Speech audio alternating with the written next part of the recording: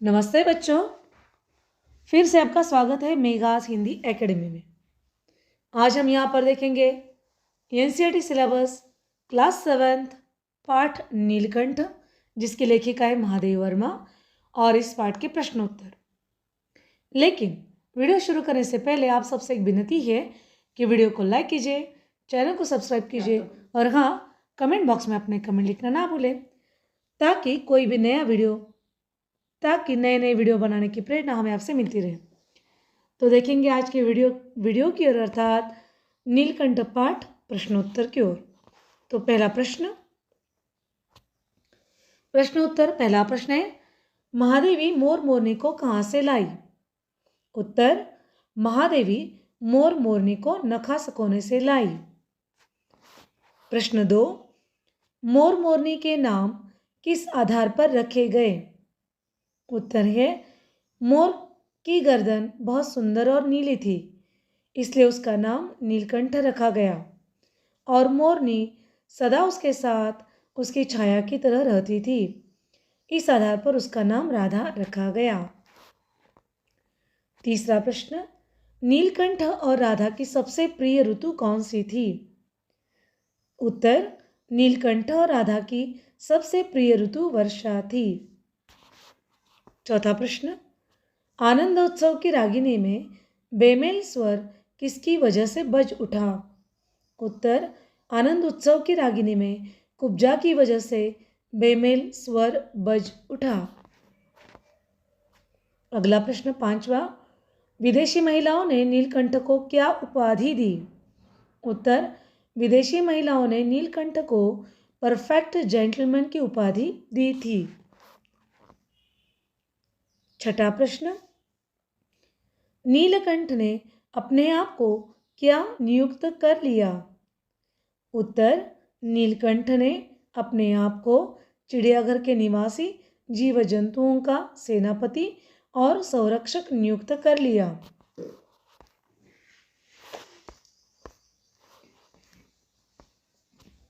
अगला प्रश्न, जालीघर में रहने वाले जीव एक दूसरे के मित्र बन गए, पर कुब्जा के साथ ऐसा संभव क्यों न हुआ?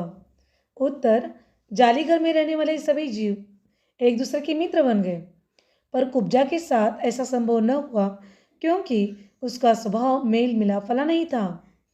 खरगोश, तोते सभी मिलजुल कर रहते थे, लेकिन कुब्जा हमेशा झगड़ा करती थी और सभी को अपनी पैनी चोंच से नोच डालती थी। वह नीलकंठ से किसी को मिलने भी नहीं देती थी। यह कारण था कि वह किसी की मित्र न बन सकी।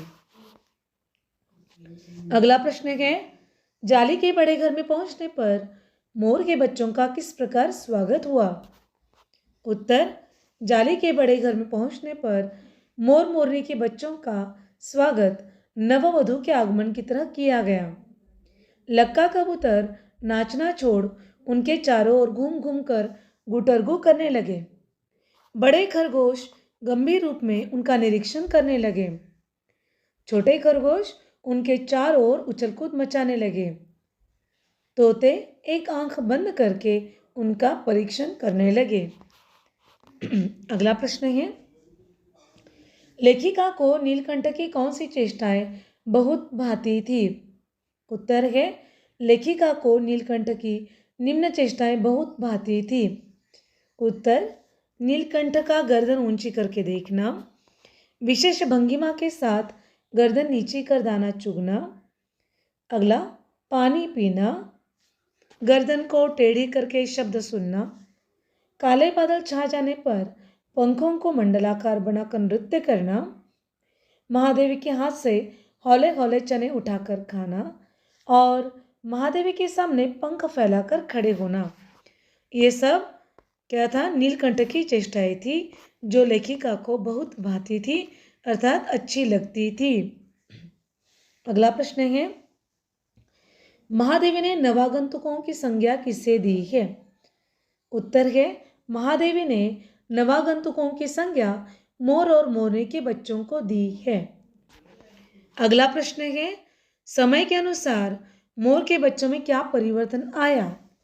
उत्तर है, समय के अनुसार मोर के सिर पर कलगी और सघन ऊंची तथा चमकीली हो गई। चोंच अधिक टेढ़ी और पैनी हो गई। गोल आंखों में नीली चमक आ गई। गर्दन लंबी, नीली और हरी हो गई। पूंछ पर इंद्रधनुषी रंग झलकने लगे। वैसे ही मोरनी का विकास चमत्कारिक तो नहीं हुआ, परंतु उसकी लंबी गर्दन, चंचल कलगी, पंखों की श्वेत श्याम पत्र रेखा भी खूब मन भावन थी। अगला प्रश्न है नीलकंठ अपने चिड़ियाघर के जीव जंतुओं के लिए क्या कार्य करता था? उत्तर, नीलकंठ सुबह सवेरे खरगोश और कबूतरों आदि की सेना को एकत्र कर वहां ले जाता जहां दाना दिया जाता था। वह घूम घूम कर सबकी रखवाली करता और यदि कोई कुछ गलत काम करता है या फिर अनुशासन में नहीं रहता तो उसे वह दंडित भी करता था। अगला प्रश्न है नीलकंठ खरगोश के बच्चों को कैसे दंडित करता था? उत्तर है नीलकंठ खरगोश के छोटे बच्चों को अपनी चोंच से उनके कान पकड़कर ऊपर उठा लेता था और जब तक वह कराहने ना लगे तब तक पैनी चोंच के बीचों बीच लटकाए रखता। कभी कभी तो पैनी चोंच के कारण उनके कानों में छेद भी हो जाते थे। अगला प्रश्न है खरगोश के बच्चे नीलकंठ के संरक्षण में कैसे खेलते थे? उत्तर है खरगोश के बच्चे नीलकंठ के पंखों के नीचे जाकर बैठ जाते थे और नीलकंठ की लंबी पूंछ और सघन पंखों में वह छुआ-छुअल का खेल खेलते जैसे लगते थे। अगला प्रश्न है मयूर कलाप्रिय वीर पक्षी है, हिंसक मात्र नहीं, ऐसा क्यों कहा गया है? उत्तर, मयूर अर्थात मोर कलाप्रिय वीर पक्षी है, हिंसक मात्र नहीं, ऐसा कहा गया है क्योंकि मोर की हर भावभंगिमा में एक आकर्षण है। जैसे उसका नृत्य करना, उसका सुंदर रूप, पंखों का मंडलाकार करना और वीर इसलिए कहा गया है क्योंकि वह दूसरों की रक्षा भी कर सकता है। वह हिंसक मात्र नहीं है, ऐसा कहा है क्योंकि आवश्यकता पड़ने पर वह हिंसक हो जाता है, लेकिन उसका स्वभाव चील और बाज के जैसे हिंसक नहीं है। अगला प्रश्न बाज और चील का जीवन क्रूर कर्म ही है, ऐसा क्यों कहा गया है? उत्तर, बाज और चील का जीवन क्रूर कर्म ही है, ऐसा कहा गया है क्योंकि बाज और चील पूर्ण हिंसक पक्षी है। उनके रूप और स्वभाव में मोर की तरह प्रेम, सौंदर्य, अपनापन, दूसरों के बारे में ख्याल रखना यह नहीं झलकता। मोर दूसरों के बारे में ध्यान देकर अपना काम पूरा करता है, जिम्मेदारी लेता है। इसलिए ऐसा कहा गया है कि बाज और चील का जीवन क्रूर कर्म है। अगला प्रश्न देखेंगे हम नीलकंठ और राधा वर्षा होने से पहले क्या करते थे? उत्तर, नीलकंठ और राधा वर्षा के ऋतु में मेघों के उमड़ने से पहले ही वे हवा में ठंडक से जान जाते थे कि बादल आने वाले हैं। उनकी मधुर ध्वनि की गूंज निरंतर बढ़ती जाती थी जैसे वे बूंद को नीचे उतारना चाहते हो।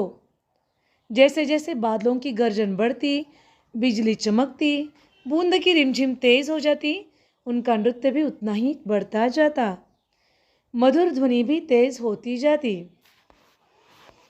अगला प्रश्न लेखिका नीलकंठ की अंत्येष्टि के लिए उसे कहाँ ले गई?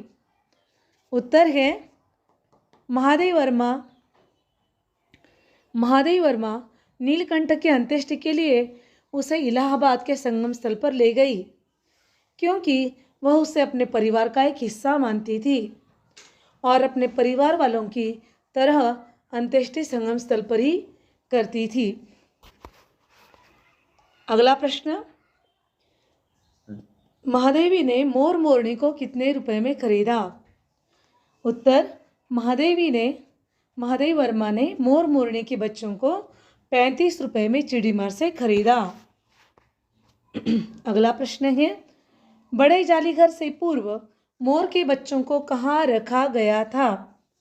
उत्तर है बड़े जालीघर से पूर्व मोर के दोनों बच्चों को लेखिका के पढ़ने लिखने के कमरे में रखा गया था।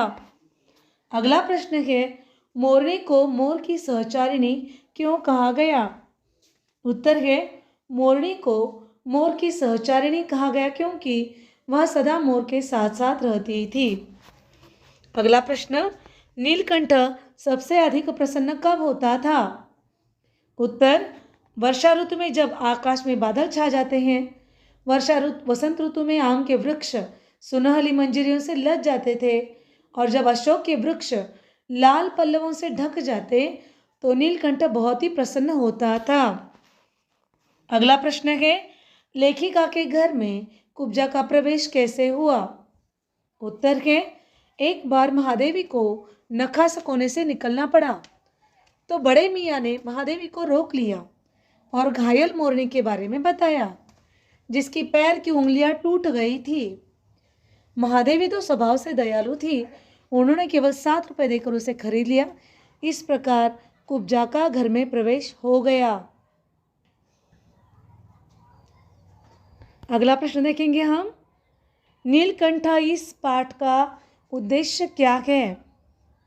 उत्तर, नीलकंठ इस पाठ का उद्देश्य यह है कि जीव जंतुओं में भी प्रेम, सहयोग, सभी का ख्याल रखना, अधिकार दिखाना, कर्तव्य की भावना, यह भावनाएं होती है।